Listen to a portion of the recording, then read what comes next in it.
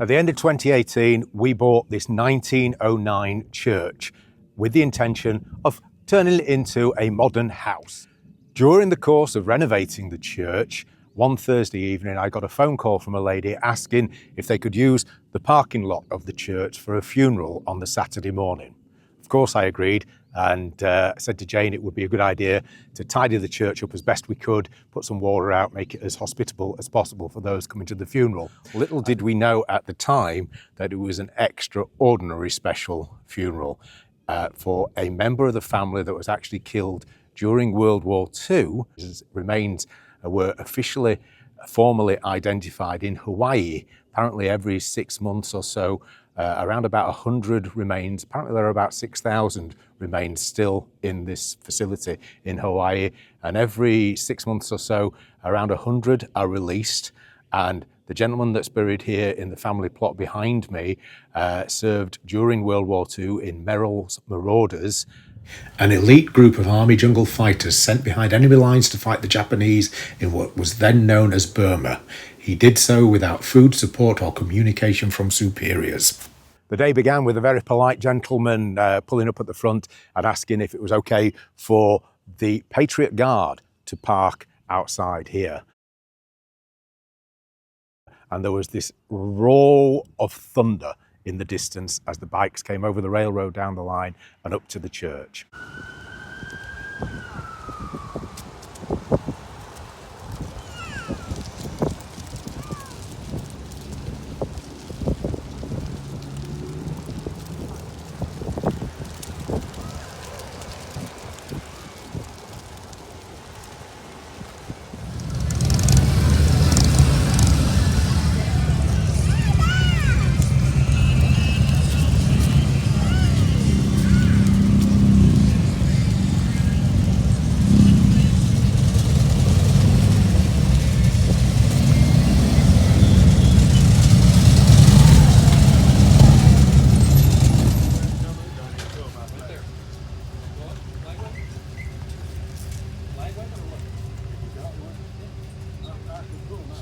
The young lady that was the chaplain sent from Fort Benning said as she was getting ready before the funeral that this was the nearest she would ever come to doing a happy funeral.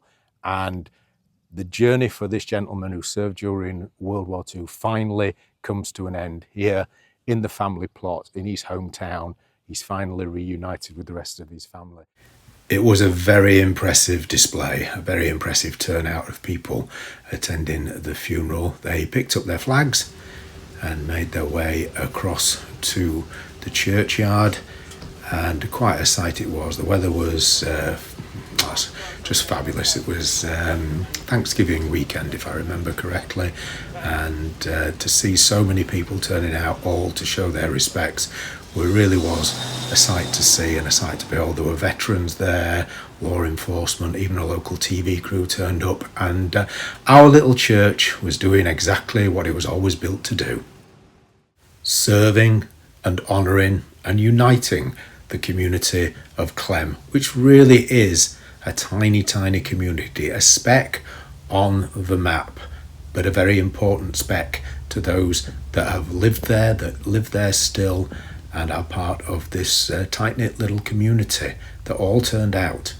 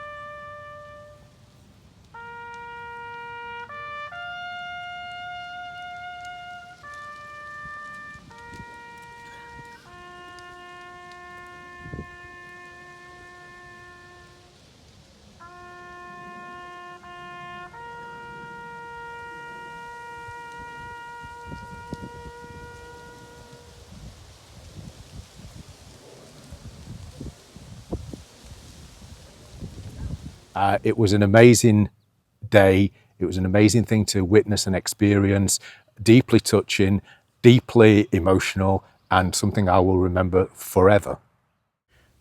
This is the Thompson family plot as it is today, and his mother never gave up hope on Hullet, and shortly after the war she bought this plot, and they are finally reunited. Lily was his mum and Alan was his father. That's a beautiful picture of them as a baby, and it's a very, very thought-provoking place to find yourself and to ponder that sadly his siblings all passed before his remains could be interred in the family plot, but he's finally laid to rest with them.